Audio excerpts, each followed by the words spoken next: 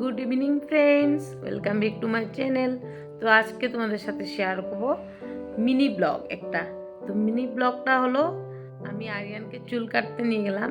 আরিয়ানে চুল কাটতে এত কান্না করে, কিন্তু আজকে ফার্স্ট টাইম কান্না করে নেই, এক ফুটাও কান্না করে নেই না।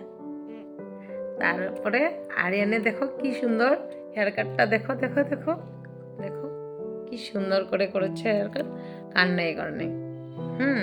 তারপরে আমিও আজকে কান ফুটা করছি, এই যে দেখো, এই যে পিস্তল দিয়েছে করে পার্লার এরকম। এই কানটা দুইবার ফুটানো হয়েছে, কারণ এটা একটু ভিতর সাইডে একবার ফুটাইছিল, ব্যথা করছিল, তারপর খুলে আবার সাইডে ফুটাইছে। আর এই কানটাতে একবারে দেখো, এটা আমার এমন হচ্ছে যে আমি অনেক দিন আগে ফুটানো, মানে কোনো ফিলে হচ্ছে না, কিন্তু এখানে ব্যথা হচ্ছে। তো চলো আমি আরিয়ানের চুল কাটাটা একটু তোমাদের সাথে শেয়ার করবো।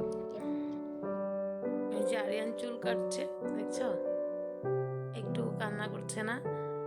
ওরাও বলছে যে সেলুনে দাদা, ওরা বলছে বাপরে এবার তো পুরো রেকর্ড, কেননা জোড়হাট আসার পরেও ওনাদের সেলুনে আমাদের কাটা হয়, আরিয়ানেও কাটে, আরিয়ানের পাপা কাটে, তার জন্য ভালোই পরিচিত হয়ে গেছে।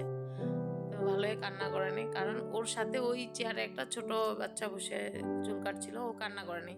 তো ওর মানে ইজ্জত কা সওয়াল হয় না এই জন্য ও কান্না করেনি।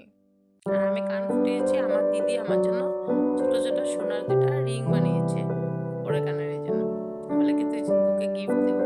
তো আমি বলছি ঠিক আছে, তো আমি কান ফুটিয়ে নিই। আর আরিয়ানার বাবার অনেক দিনের ইচ্ছে ছিল, মানে আমি কান উপরে কানে ফুটে কানে লাগাই, কিন্তু আমার ভয় হইতো, অনেক ভয়।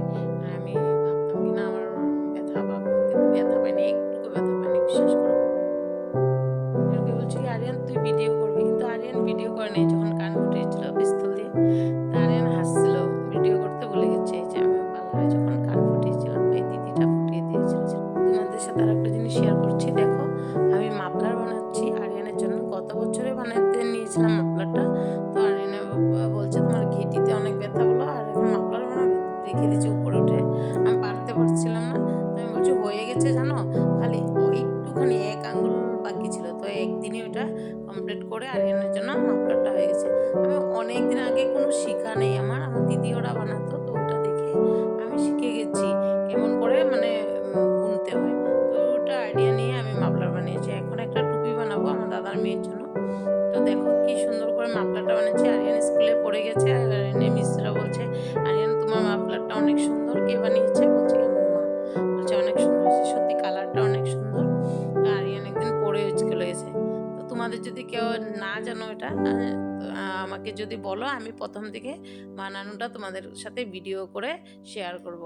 তো দেখো এমনই, আমি মানে অনেক কিছুই বানাতে জানি, কিন্তু আলসি লাগে, আর এখন তো সময় নেই। আরিয়ান ছোটো থাকতে অনেক কিছুই করছিলাম, এমব্রয়ডারি, হ্যান্ড এমব্রয়ডারিও জানি, তো কিন্তু এখন আর করছি না। আর দেখো আমার হেয়ারটা অনেক খারাপ হয়ে গেছে, নতুন হেয়ার বেরিয়ে গেছে। তো আজকের জন্য টাটা, বাই বাই।